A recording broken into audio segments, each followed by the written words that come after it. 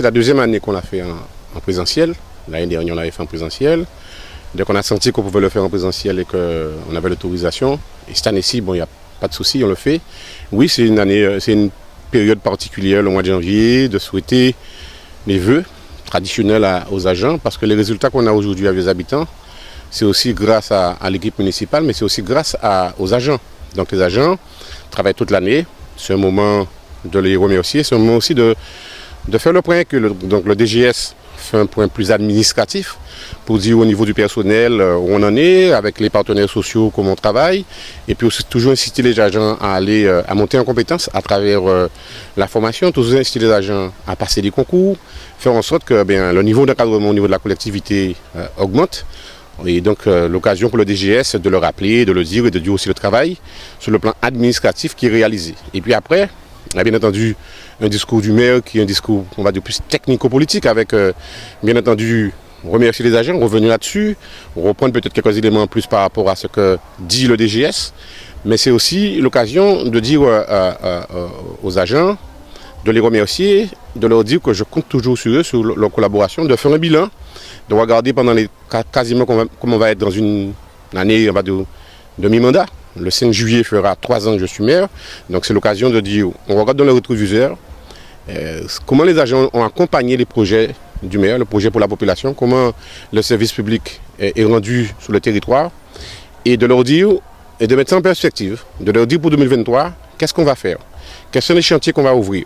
Donc il y a des chantiers, on va continuer à travailler sur la modernisation de l'administration, en particulier sur la question de la dématérialisation, mais qui dit dématérialisation, toute la question de la cybersécurité. Donc là aussi, on a en lien avec la préfecture, en lien avec les services de l'État, on est sur un dossier, on a été retenu pour travailler, on est en train de faire le diagnostic, pour travailler sur la sécurisation de la question informatique au niveau de la collectivité, des données informatiques, il y a des données personnelles, donc on a entendu l'attaque que la région a subie en cybersécurité la dernière fois, donc on se protège, donc on va travailler là-dessus.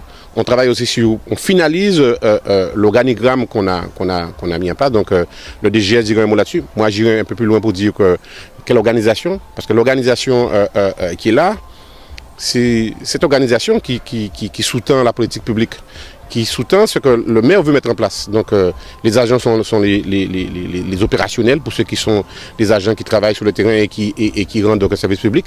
Je voudrais ici la remercier particulièrement parce que je pense que beaucoup de gens, la population des habitants, mais moi j'ai beaucoup de retours sur d'autres personnes qui travaillent des habitants, qui viennent visiter les habitants. Les habitants, on a dit, on travaille beaucoup pour son attractivité, donc doit être un territoire accueillant.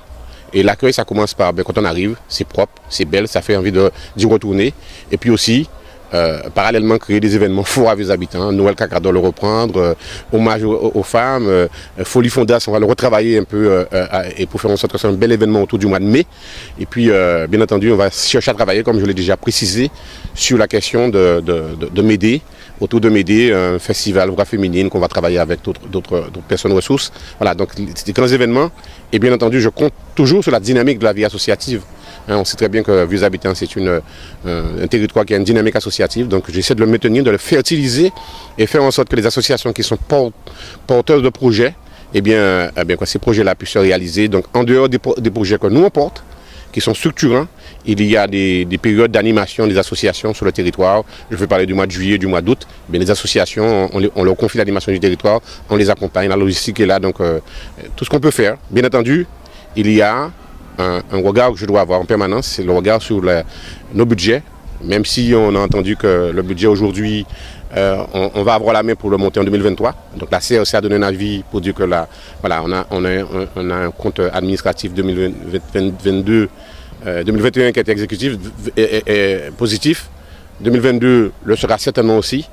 Donc on va avoir la main pour monter notre budget, pour mettre en place réellement notre politique publique sur le territoire. Mais en même temps, ça reste fragile, ça reste vulnérable, donc il faut qu'on reste vigilant. Et donc, oui, améliorer la situation des agents, c'est un engagement que je prends avec eux, mais en même temps avec les contraintes budgétaires qui sont les nôtres et puis les ressources qu'on a.